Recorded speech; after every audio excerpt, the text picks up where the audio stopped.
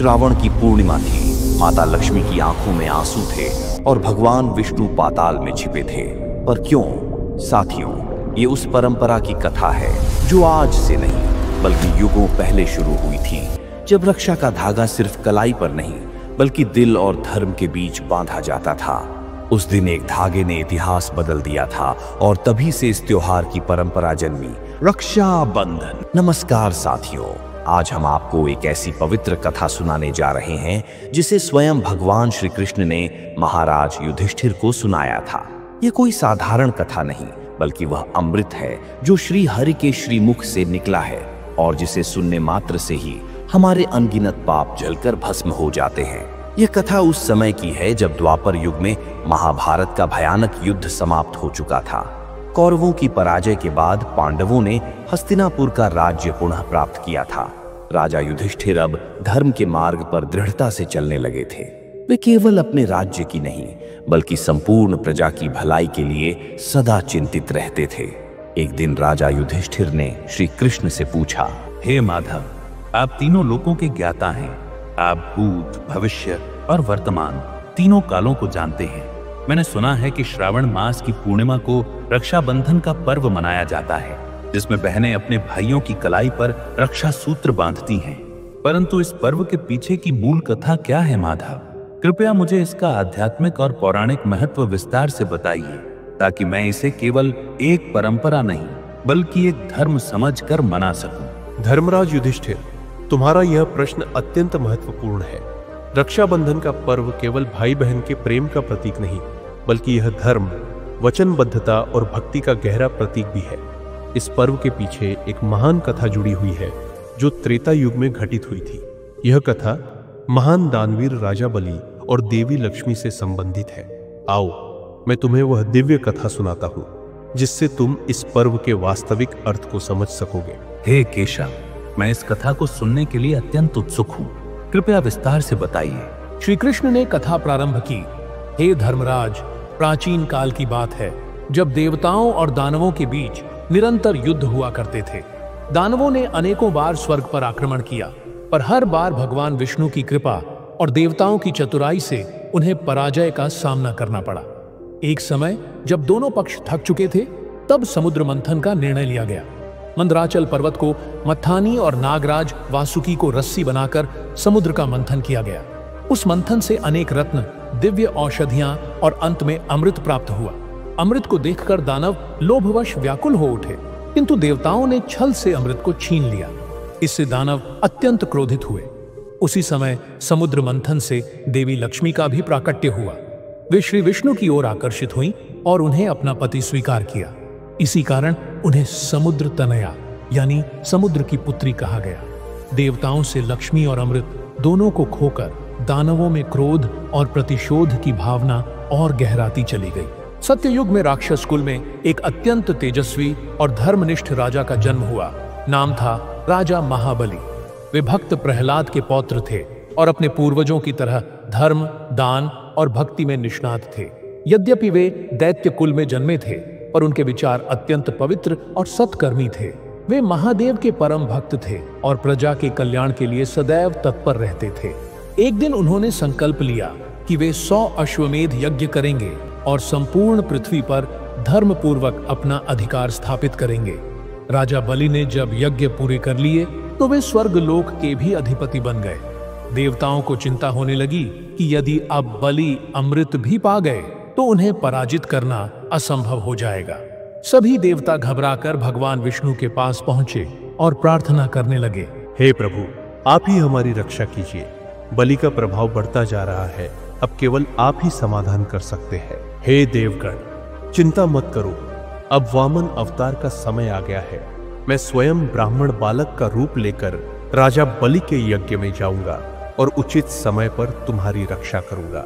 भगवान विष्णु की वाणी सुनकर सभी देवता निश्चिंत हो गए। वे अपने अपने लोकों को लौट गए, यह विश्वास करते हुए कि अब प्रभु स्वयं इस संकट का निवारण करेंगे। कुछ समय पश्चात भगवान विष्णु ने एक तेजस्वी बटुक ब्राह्मण का रूप धारण किया। सिर पर जटाजूट, हाथ में कमंडल और नेत्रों में दिव्यता की चमक। यह स्वरूप था वामन अवतार का। वे सीधे उस स्थान पर पहुंचे जहां राजा बलि अपने गुरु शुक्राचार्य के साथ अंतिम महायज्ञ कर रहे थे।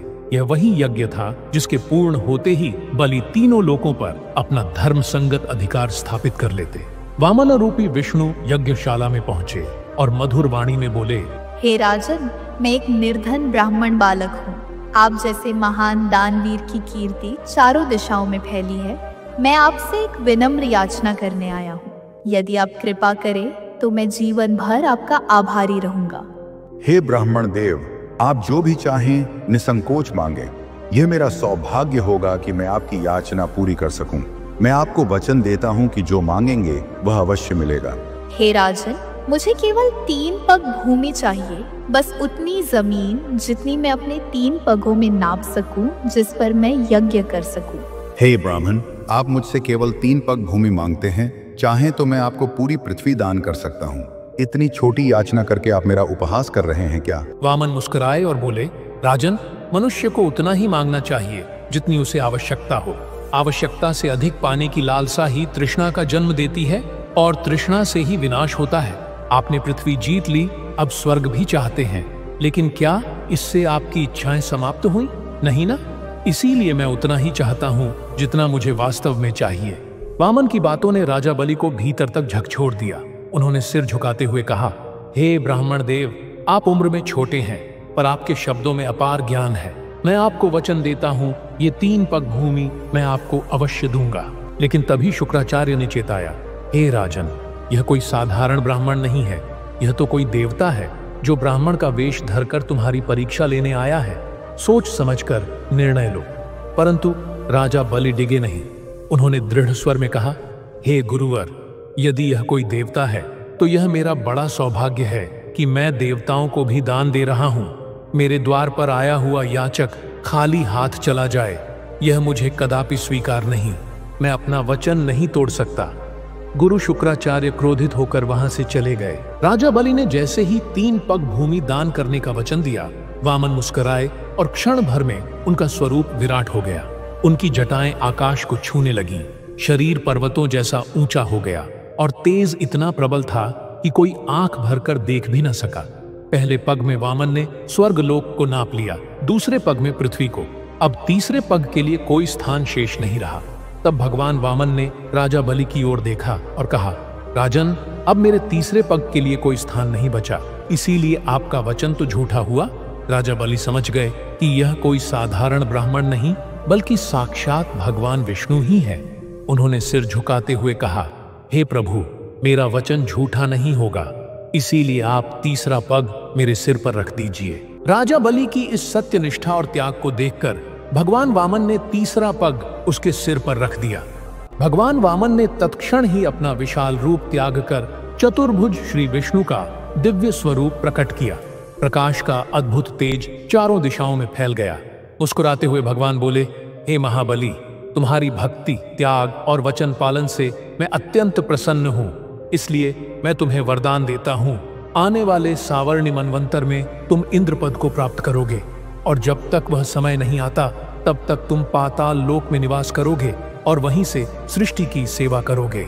यह वरदान पाकर राजा बलि भाव विभोर हो गए। उन्होंने सिर झुकाकर प्रभु को प्रणाम किया और आनंद पूर्वक पाताल लोक की ओर प्रस्थान किया। पाताल लोक में जाकर महाराज बलि ने समस्त सांसारिक सुखों का त्याग कर दिया। उन्होंने अन्न जल तक ग्रहण करना छोड़ दिया और केवल भगवान विष्णु का स्मरण करते हुए गहन तपस्या में लीन हो गए। उनकी भक्ति इतनी प्रबल थी कि तीनों लोकों में कंपन होने लगा। देवता भी उनके तप से चकित हो उठे और अंततः एक दिन समुद्र के भीतर दिव्य तेज से भरकर स्वयं भगवान विष्णु प्रकट हो गए। उनका स्वरूप इतना तेजस्वी था कि समुद्र का जल प्रकाश से आलोकित हो उठा। राजा बलि ने नेत्र खोले और प्रभु को अपने सामने देखकर भाव विह्वल हो गए। वे तुरंत उठे और नतमस्तक होकर भगवान के चरणों में गिर पड़े। विनम्र स्वर में बोले, हे प्रभु, आपने मेरी भक्ति स्वीकार कर मुझे दर्शन दिए।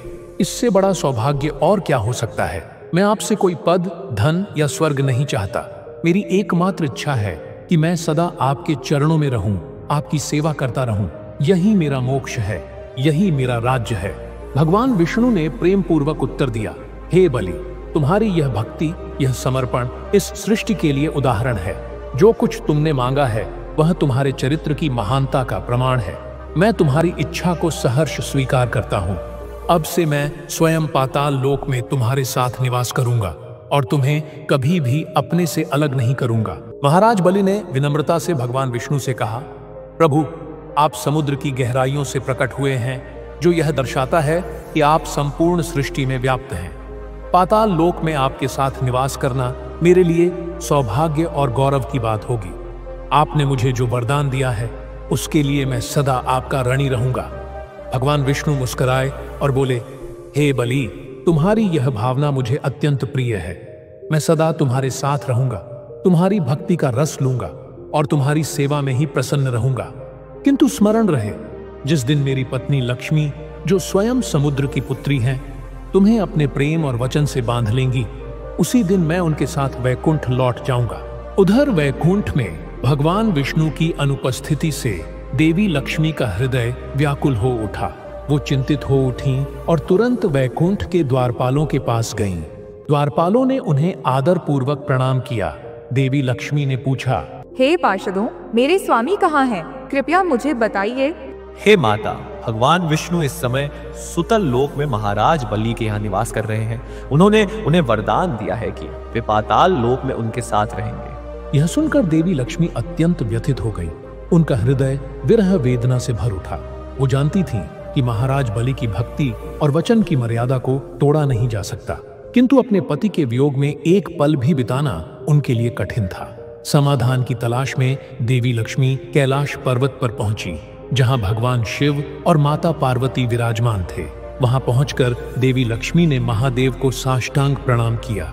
भगवान शिव ने स्नेहपूर्वक मुस्कुराते हुए कहा, हे लक्ष्मी, आप स्वयं समृद्धि और शक्ति की अधिष्ठात्री देवी हैं। फिर भी आपकी आंखों में चिंता क्यों है? ऐसा क्या कारण है जो आपको मेरे द्वार तक ले आया है? हे भोलेनाथ, मेरे स्वामी विष्णु जी आजकल पाताल लोक में निवास कर रहे हैं। उन्होंने महाराज बलि को वचन दिया है और उसी वचन के अनुसार वे उनके साथ हैं। किंतु प्रभु के वियोग में मेरा मन अशांत हो गया है। मैं चाहती हूँ कि वे वैकुंठ लौट आएं, पर बलि की भक्ति और वचनबद्धता मेरे मार्ग में बाधा बन रही है। कृपया मेरी सहायता करें। कोई ऐसा उपाय बताएं जिससे सबकी मर्यादा बनी रहे। भगवान शिव ने देवी लक्ष्मी की व्याकुलता को देखकर गंभीर स्वर में कहा, हे देवी, राजा बलि वचन के धनी और धर्मनिष्ठ पुरुष हैं। यदि आप उन्हें किसी वचन में बांध लें तो वे उसे निभाने के लिए प्राण भी न्यौछावर कर सकते हैं। मेरी आपको यही सलाह है कि आप एक साधारण नाग कन्या का रूप धारण करें और पाताल लोक जाकर उनसे रक्षा का वचन लें। जब वे आपकी रक्षा का संकल्प ले लेंगे, तब आप प्रेम पूर्वक भगवान विष्णु को अपने साथ ले जाने का अनुरोध कर सकती हैं। वे अपने वचन से कभी पीछे नहीं हटेंगे। इस कार्य में नागराज वासुकी भी आपकी सहायता करेंगे। देवी लक्ष्मी ने श्रद्धा से महादेव को नमन किया और उनकी आज्ञा स्वीकार की। तत्पश्चात उन्होंने एक सुंदर नाग कन्या का रूप धारण किया और नागराज वासुकी के साथ पाताल लोक की ओर प्रस्थान किया। जब वे समुद्र के तट पर पहुंचे, जहां से पाताल लोक का मार्ग आरंभ होता था, तब देवी लक्ष्मी ने वासुकी से कहा, हे नागराज, अब आप एक पवित्र रक्षा सूत्र का रूप धारण करें, जिसे मैं राजा बलि की कलाई पर बांध सकूं। वासुकी ने श्रद्धा से देवी की बात मानी और अपने शरीर को एक लाल रंग के दिव्य रक्षा सूत्र में परिवर्तित कर लिया। अब नागकन्या रूपी देवी लक्ष्मी उस पवित्र रक्षा सूत्र को लेकर समुद्र के भीतर पाताल की ओर अग्रसर हुईं। पाताल पहुंचने पर देवी लक्ष्मी ने सीधे महाराज बलि के राजमहल की ओर प्रस्थान किया। जैसे ही उन्होंने महल में प्रवेश किया, महाराज बलि की दृष्टि उन पर पड़ी। वे तुरंत उठकर उनके स्वागत में आगे आए और विनम्रता से बोले, हे देवी, आप कौन हैं और इस पाताल लोक में आपके आगमन का उद्देश्य क्या है? क्या किसी संकट से पीड़ित होकर आप मेरी शरण में आई हैं? हे महाबली, मैं एक साधारण नाग कन्या हूँ। मेरा परिवार संकट में है और मैं आपकी शरण में आई हूँ। कृपया मेरी रक्षा का वचन दे। हे देवी, इस पाताल लोक में जो भी मेरी शरण में आता है, उसकी रक्षा करना मेरा धर्म है। मैं आपको वचन देता हूँ, आपकी रक्षा करना अब मेरा कर्तव्य है। बताइए, मैं आपकी किस प्रकार सहायता कर सकता हूँ? हे महाबली, मैं आपकी कलाई पर यह रक्षा सूत्र बांधकर आपसे आपकी रक्षा का वचन लेना चाहती हूँ। यह केवल एक धागा नहीं है, बल्कि हमारे कुल की पवित्र परंपरा का प्रतीक है। इस सूत्र को बांधने से आप मेरे भाई बन जाएंगे और मैं आपकी बहन। हे देवी, यह तो अत्यंत सरल कार्य है। यदि यह सूत्र मेरे कर्तव्य का स्मरण कराए तो मैं इसे सहर्ष स्वीकार करता हूँ। आइए, मेरी कलाई पर रक्षा सूत्र बांधिए। नागकन्या ने प्रेम पूर्वक राजा बलि की कलाई पर रक्षा सूत्र बांधा। जैसे ही सूत्र बंधा, पूरे पाताल लोक में दिव्य प्रकाश फैल गया। वह साधारण नागकन्या अब नागकन्या न रही, वह स्वयं महालक्ष्मी थीं। उनके तेज से समस्त दिशाएं आलोकित हो उठी। राजा बलि ने उन्हें पहचानते ही श्रद्धा से उनके चरणों में सिर नवाया और विनम्रता से बोले, हे देवी लक्ष्मी, आप तो स्वयं धन की अधिष्ठात्री हैं। समुद्र मंथन से प्रकट हुई, समस्त लोकों की माता। आज से आप मेरी बहन हुई। आपने रक्षा सूत्र बांधा है। अब आप जो चाहें मुझसे मांग सकती हैं। मैं अपने वचन से पीछे नहीं हटूंगा। देवी लक्ष्मी ने करुणा से कहा, हे महाबली, आपके त्याग, भक्ति और दानशीलता की कथाएं मैंने सुनी थीं, परंतु आज उन्हें साक्षात देखा है। मैं आपसे केवल एक विनम्र निवेदन करने आई हूँ। कृपया मेरे स्वामी श्री विष्णु को मुझे लौटा दीजिए, जो आपके साथ वचनबद्ध होकर पाताल लोक में रह रहे हैं। राजा बलि ने प्रसन्न होकर कहा, हे भगवती, आपने मुझे भाई का स्नेह और सौभाग्य प्रदान किया है। मैं अपना वचन निभाते हुए श्री हरि को आपको सौंपता हूँ। आज से जो भी स्त्री किसी पुरुष को मन से अपना भाई मानकर उसकी कलाई पर रक्षा सूत्र बांधेगी और उससे अपनी रक्षा का वचन मांगेगी, वह पुरुष जन्म जन्मांतर तक उस स्त्री की रक्षा का वचन निभाने के लिए बंधन में बंध जाएगा। उस रक्षा सूत्र में वासुकी नाग की दिव्य शक्ति समाहित होगी, जो भाई की कलाई पर बांधा जाने वाला एक अदृश्य कवच बनेगा और उसके जीवन की सारी बाधाओं, संकटों और विपत्तियों का नाश करेगा। इस पर भगवान विष्णु प्रकट हुए और राजा बलि की भक्ति से अत्यंत प्रसन्न होकर बोले, हे बलि, तुम सच्चे भक्त हो। मैं तुम्हारे वचनबद्ध प्रेम से प्रभावित हूँ। अतः मैं तुम्हें वरदान देता हूँ कि चातुर्मास के समय मेरा एक अंश सदैव पाताल लोक में तुम्हारे साथ रहेगा। यह घटना श्रावण मास की पूर्णिमा को हुई थी। उसी दिन से रक्षाबंधन का पर्व प्रारंभ हुआ। साथियों, इस पावन कथा को श्रद्धा से सुनने और दूसरों को सुनाने से माँ लक्ष्मी की विशेष कृपा प्राप्त होती है। सभी मनोकामनाएं पूर्ण होती हैं और जीवन में सुख समृद्धि का वास होता है। भगवान श्री कृष्ण ने धर्मराज युधिष्ठिर से कहा, हे धर्मराज, यह थी रक्षाबंधन की दिव्य कथा। एक ऐसा पर्व जो भाई बहन के पवित्र प्रेम, त्याग और वचनबद्धता का प्रतीक है। जो भी श्रद्धा से इस कथा को सुनेगा और पूरे मन से रक्षा बंधन का पालन करेगा, उस पर माता लक्ष्मी की कृपा सदैव बनी रहेगी। यह कथा सुनकर युधिष्ठिर का हृदय भाव विभोर हो उठा। उन्होंने श्री कृष्ण को कृतज्ञता से नमन किया और इस पर्व के अर्थ को समझते हुए संकल्प लिया, मैं इस पर्व को अपने राज्य में पूरे उत्सव और श्रद्धा के साथ मनाऊंगा और इस कथा को हर जन तक पहुंचाऊंगा ताकि सभी इसकी दिव्यता को जान सकें। तो साथियों, इस प्रकार भगवान श्री कृष्ण ने धर्मराज युधिष्ठिर को रक्षाबंधन की पवित्र कथा सुनाई, जो आज भी हर भाई बहन के रिश्ते को और भी मजबूत बनाती है। अगर आपको यह कथा अच्छी लगी हो तो कमेंट में जय श्री कृष्ण, जय मां लक्ष्मी और हर हर महादेव अवश्य लिखें। वीडियो को लाइक करें, शेयर करें और हमारे चैनल को सब्सक्राइब करना न भूलें। आप सभी भक्तजनों का हार्दिक धन्यवाद।